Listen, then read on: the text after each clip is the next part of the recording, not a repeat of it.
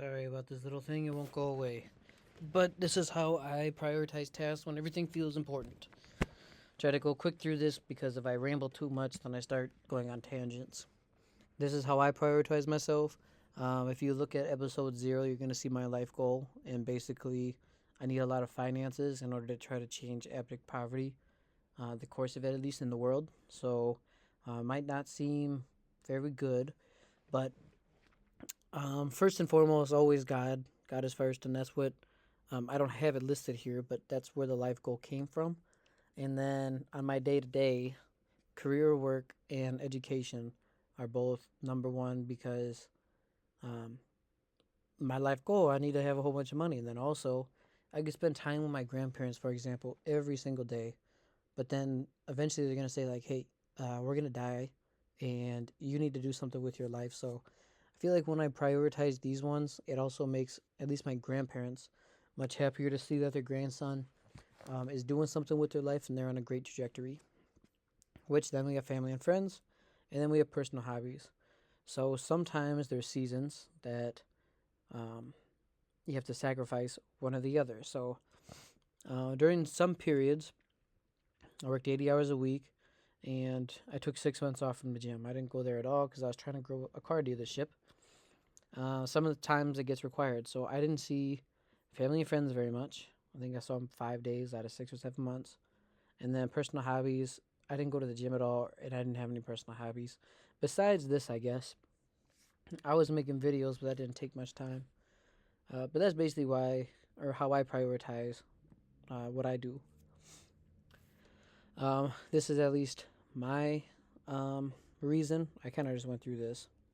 But career and work and education both go finances. Uh, so, yeah, finances are like, besides God, my number one priority because this is how I'm going to serve God, I believe.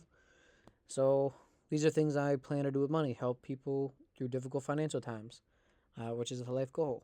Next one along the way there, new experiences for people who I'm with and I can care about, make the largest possible difference towards my life goal, which I talked about in episode 0, and provide friends, family, and even strangers, just help them out with bills or just give people money.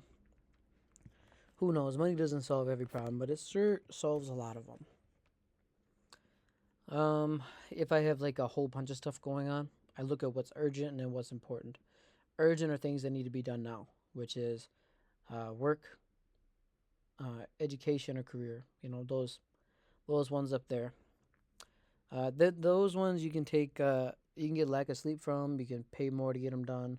Whatever needs to done, need to get paid or done before the timeline's done. Important. This is like family, and going to the gym. At least right now for me. You can look from an outside perspective in and say, the gym should be on there no matter what. I agree with you on paper, but in practice, sometimes it doesn't work. Important has some things with flexibility. This is friends, family, and the gym. If you have an assignment due, or a final, or a midterm that's due tomorrow or tonight, and you're gonna supposed to see your family tonight, which one are you gonna do? You got to do your midterm or your final, unless somebody's dying. But I mean that's kind of a one-off case. And usually, here are some distractions, and this is what I try to limit as much as possible. So when I don't see family for a while, and I tell them, "Hey, I've been busy," I actually mean it and I feel good about it. If I am just messing around the whole time and I tell them I've been busy, I'll know to myself that's not true. They might not know, but I'll know for sure, and it's gonna make me feel bad. So, doom scrolling, I mean, everybody's got group chats with jokes and memes and stuff. Instagram, X, text message. This can go from, 30 seconds to 60 minutes or whatever. So, I try to limit this, especially when I come back from a long day at work. And then I get in my car and check my messages before I go back in. So, doom scrolling, this is what was one of the biggest factors for me. And the next one, which sneaks up on you, is getting too comfortable with friends. Friends are fantastic, but if you don't limit it, then they can become a great big distraction, and then you kind of lose your vision of the life purpose or the goal that you're going towards for a short term dopamine. And you write it off simply by just saying, like, oh, I deserve this, or, I need to live a little bit, or I need to have this social interaction. Um, you do to an extent, though. And for a season or two, maybe you don't need all of it at all. Maybe you don't need it at all. So, yeah, this is at least what drains most of my time. So I try to limit both of these. I actually made another video on doom scrolling or how to limit digital distraction.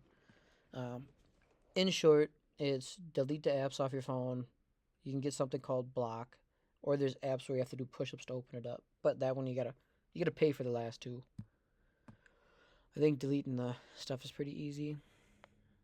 All right, if we have a whole bunch of stuff to do, oh my gosh, I got midterms, I got 2 jobs, I got deadlines, blah blah blah blah blah. You're not gonna remember anything unless you write it down. Made a video on planners too, so I use my planner and I write everything down, and then I color coordinate it. Obviously, I put stars on what's important, and then I just get straight to work. I don't do any routine to get in a flow state or put it off at all. I just get everything done as fast as I can right away. Obviously, good quality, but write it down, prioritize it, get to work right away. And then if you start getting overloaded or a little bit of burnout, or you've been working for a while, you can do some strategic. I don't know why Gaiman put that on, but just some kind of decompression. Call a friend or call family. Sometimes though, there's some drama going on, so you just kind of want something to get your mind off of everything. I think Obama used to play spades. Abraham Lincoln used to go to like operas or theaters. The way that I do it is I like comedy, nature, finances. So Joey Diaz is my guy. Pardon my French, I'm not French, but blue collar jobs. Joey Diaz, I listen to him all the time. Super funny stuff. Otherwise, random facts on nature like Our Planet from Netflix, or just random stuff on YouTube, or finances like I can put on what do you call it, Graham Stephan, but that's actually you gotta pay attention to and everything. Caleb Hammer is like uh, uh, the Gordon Ramsay of the finance world. That's what I've heard. So that one's more just like I don't know, messing around, kind of like comedy in a way, but some mindless stuff, so you don't have to keep going 100%. Common prioritization mistakes: chasing quick dopamine, doing really small stuff like discussion post after discussion post, rather than doing that big test that you have to do. Small wins. I don't look at tasks like that snowball where you start little and go big. I look at it as the reverse. Overloading your schedule. Now, Jordan Peterson says people can make progress or something along the lines of this. You make progress, but you got to look low enough. Um, I think it's good at least a couple times to overload your schedule to see what you're capable of, rather than starting small and going big. Because usually people are more capable of what they actually have them do. You're gonna feel freaking out and everything after you overload it, but then you'll find a way to adapt to it and do that 2-3 times, and then you'll be able to figure it out from there.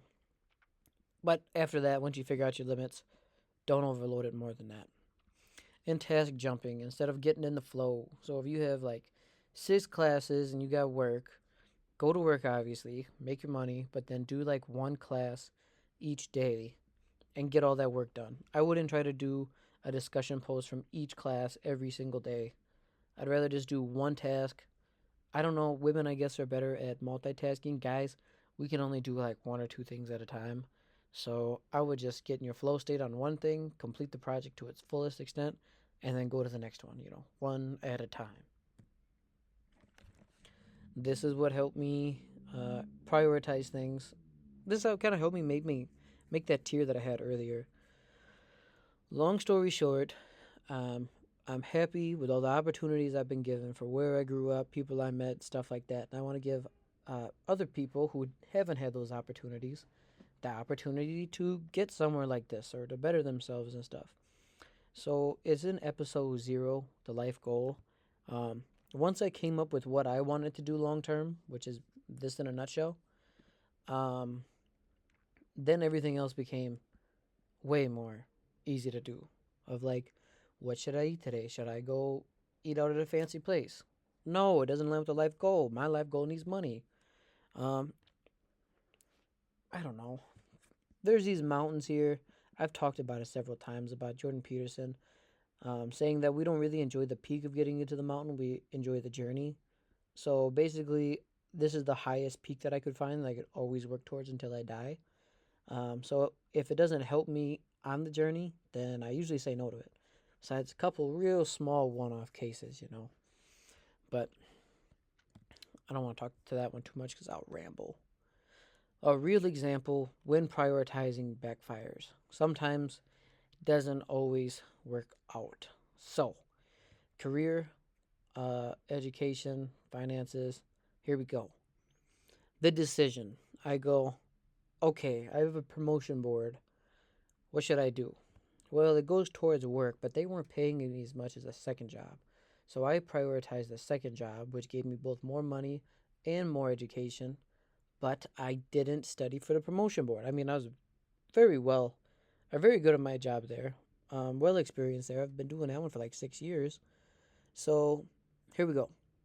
I didn't take off for a promotion board. Instead, I focused on working at the dealership, which I was making more money there, but I had to work a whole bunch more hours.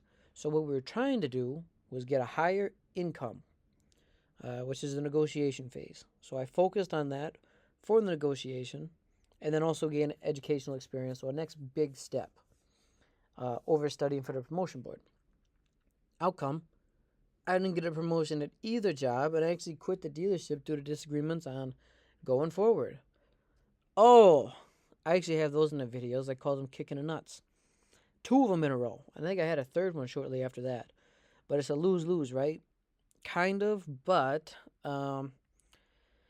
here we start looking at risk, right? I needed to take the risk because the potential upside was 25 to 50% higher income uh, than a missed promotion. So if I get a promotion, right, I get a couple $100, maybe a month at the first job, but at the dealership it would have been thousands of dollars. So I rolled the dice a little bit, and instead of playing safe, which is usually not what I do, but had to do it here, and I placed a bet. Unfortunately, I lost both, but that's life. No reason to get upset about it. Just learn from it, and then keep going forward. I should be able to get promoted though. It'll be 3 months late, but that'll be next month. Hopefully, I'm gonna study for that one. Um, Sometimes the right priority doesn't guarantee the right outcome. Sometimes you got to make the risks and just accept what happens. Key takeaways. This is probably a lot of rambling. I do these one so I can refine this. So in a couple of years, if somebody asks me a question, I can really distill it down into the most pertinent information. So sorry if this seems like I'm rambling, but here are the 4 things I kind of want you to take away. Align with your mission. Come up with a long-term goal. It'll help you guide your daily decisions. Even when it requires sacrifice, the sacrifices are going to be way easier to make if you actually truly believe in your long-term mission. Distinguish urgent from important. Be ruthless with your urgent tasks. This is going to help you with this long-term mission, and there should be no negotiation for this. Protect your flow state. Don't keep jumping from task to task. Don't try to get 6 things done in a day that are all high priority. Get 3 really big ones, maybe 4, and then do a couple of the smaller ones after, once your productivity starts slowing down. Accept seasonal sacrifice. The season thing I got from Patrick Bet-David, and I really like it. Some of the seasons, especially when you're in your 20s, you're going to have to sacrifice seeing friends, family, relationships, really anything. Um, and, oh, that's what I meant from the expense of others. You're going to get ahead in one area, and it's going to be at the expense of others. Others meaning as goal, or different parts of your life are going to suffer. But this one area is going to be strongly attached to your aligned mission, and I think in the end it's going to be worth it. Prioritization is not a perfect system. It's all about knowing what you're willing to sacrifice and why. When you're clear on your mission, the tough choices become easier to make. Hopefully you get something out of this. I know I'm going quick. I drank a whole bunch of coffee and was slamming poochers, and I'm cooking right now. So, flow state, goal state, whatever you want to call it. I'll see you in the next one, and thank you for watching. Peace.